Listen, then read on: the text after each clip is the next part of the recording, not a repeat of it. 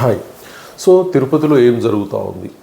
So Shri Venkateswara స్వామి భక్తులు చాలామంది ఇది ఫీల్ అవుతున్న విషయం. ఎందుకంటే మొన్న చూసినప్పుడు ఏకాదశికి టికెట్లు ఇచ్చే స్థితిలో ఒక 6 చనిపోవడం అనేది, దాని మీద కొంత కాంట్రవర్స్ అవ్వడం అనేది, సరే ఓవరాల్గా ఏంది అంటే ఆ విషయాన్ని అక్కడితో ముగించుండ్రు. కానీ మళ్ళీ చూస్తుంటే ఏమైంది, మొన్న లడ్డూలు ఇచ్చే ఒక కౌంటర్లో అగ్ని ప్రమాదం జరిగింది. మళ్ళీ అదెందుకు జరిగిందన్న దానికి సరే ఏదో షార్ట్ సర్క్యూట్ అయింది, అది అయిపోయింది. మళ్ళీ ఇప్పుడు చూస్తే ఏమైంది అంటే కొండ మీదికి ఒక నాన్ వెజిటేరియన్ బిర్యానీ, అంటే గుడ్లతో కూడినటువంటి ఒక బిర్యానీని పెద్ద పొట్లాన్ని తీసుకుపోయి తిరుమలలో తినడానికి ప్రయత్నం జరిగింది. తింటున్నప్పుడు భక్తులు చూసి కంప్లైంట్ చేయడం జరిగింది. వాళ్ళు ఎవరు అంటే తమిళనాడు నుంచి వచ్చిన భక్తులు అని చెప్తా ఉన్నారు. ఎప్పుడైతే విజిలెన్స్ వాళ్ళు పట్టుకొని వాళ్ళని ప్రశ్నించారో వాళ్ళు ఏమంటారు అంటే తిరుమలలో నాన్ వెజ్ తినొద్దని మాకు తెలియదు, గుడ్లు తినొద్దని మాకు తెలియదు కాబట్టి మేము తెచ్చుకున్నామన్నారు. అంత బాగానే ఉంది. మరి ఈ సెక్యూరిటీ చెకప్లో ఇంత పెద్ద ప్యాకెట్ని పట్టుకపోతున్నప్పుడు వీళ్ళు ఏం చేస్తూ ఉన్నారు అంటే చూసి చూడనట్టు వదిలేసిర్రా, లేకపోతే లోపాయకార ఒప్పందాలు ఏమైనా ఉన్నాయా తమకు తెలిసిన వాళ్ళని, మరి ఎందుకు వదిలేస్తూ ఉన్నారు?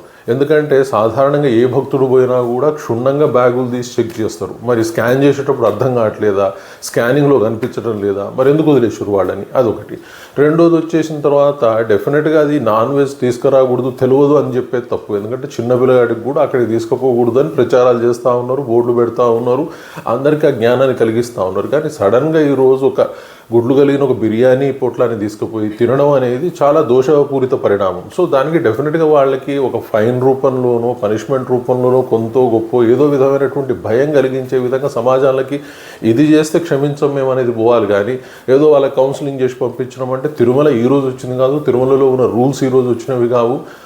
ఎందుకు మరి ఈ రూల్స్ని అతిక్రమించి క్షమిస్తూ ఉన్నారు? సో డెఫినెట్గా దీన్ని ప్రభుత్వం చాలా సీరియస్గా తీసుకోవాల్సిన అవసరం ఉంది. అంటే పాలనా విధానం ఇంతకుముందు కంటే ఇప్పుడు చాలా పడిపోతూ ఉందా, క్వాలిటీ పడిపోతూ ఉందా, శ్రద్ధ పడిపోతూ ఉందా, అంటే భగవంతుణ్ణి అవమానించే అవకాశాలు పెరుగుతూ ఉన్నాయా అంటే కేర్లెస్ ఎక్కువ కనిపిస్తూ ఉంది. ఎందుకంటే ఆ మధ్యకాలంలో చైర్మన్ ఏమని చెప్తా ఉన్నాడు, క్షమాపణ చెప్పాలని ఉప ముఖ్యమంత్రి అడిగినప్పుడు క్షమాపణ చెప్తే వీళ్ళు బతికొస్తారా అని చెప్పేసి ఒక నెగ్లిజెన్స్ ఇగ్నోర్ చేస్తూ మాట్లాడాడు ఆయన.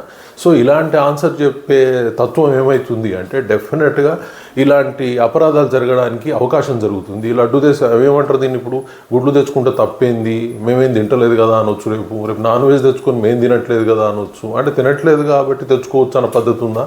మేము తెచ్చుకొని ఇక్కడ దర్శనం చేసుకొని కిందికి పోయి తిందాం అనుకుంటారు. ఇటువంటి వాటిని కౌన్సిలింగ్ చేసి పంపిస్తామంటే తిరుమలలో అపరాధాలు జరిగే అవకాశం ఉంది.